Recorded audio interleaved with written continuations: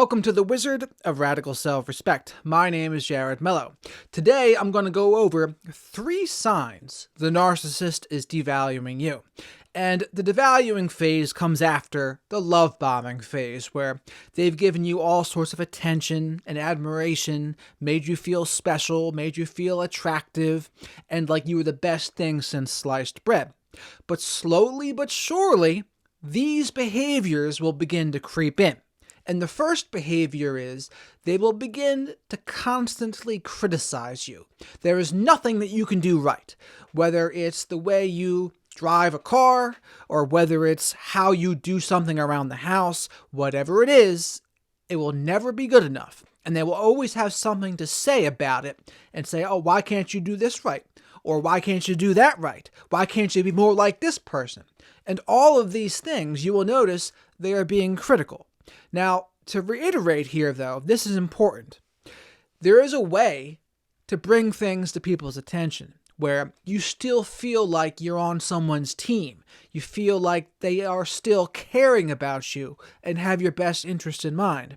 When the narcissistic person is doing this, you do not feel that way at all. You don't feel like they care. You don't feel like they are loving you because they really aren't in those moments. They are devaluing you. They are talking down to you. They are constantly criticizing and berating you.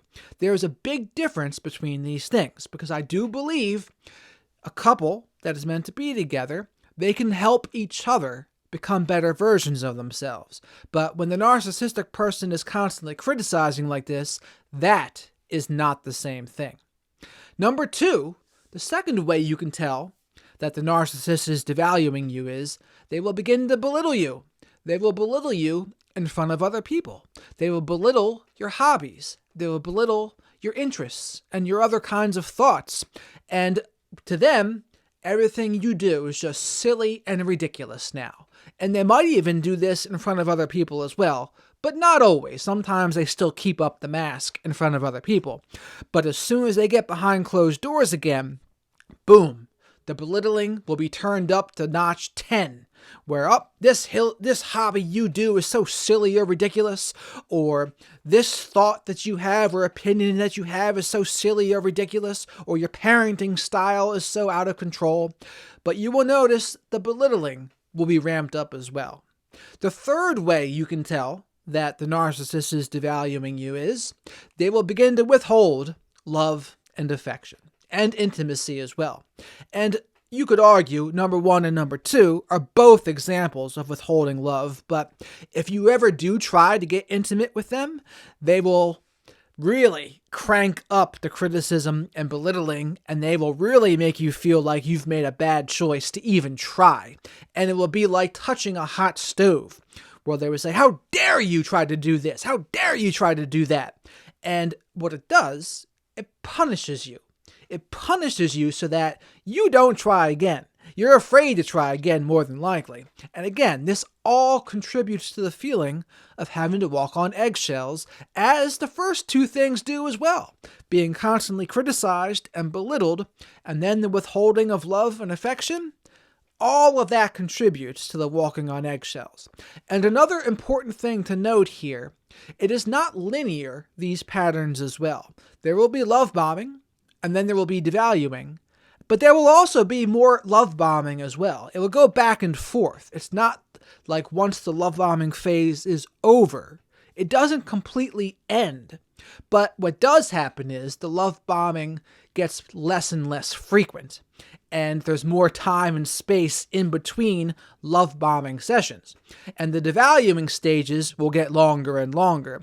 And they will throw you a bone and give you a little bit of love bombing, but it's not going to be much. But it's important to note that because that little bit of love bombing can keep people on the hook for much longer. And of course, the trauma bond does that as well.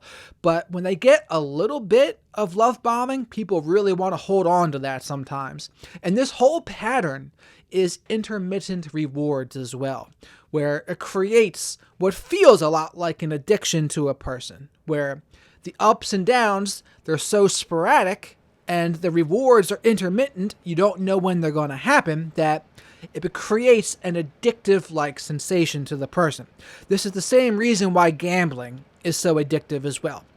But those are the three ways that you can tell the narcissist is devaluing you. They will criticize you a lot, belittle you a lot, and they will withhold love and affection and intimacy. But note, there will probably be more love bombing again at some point.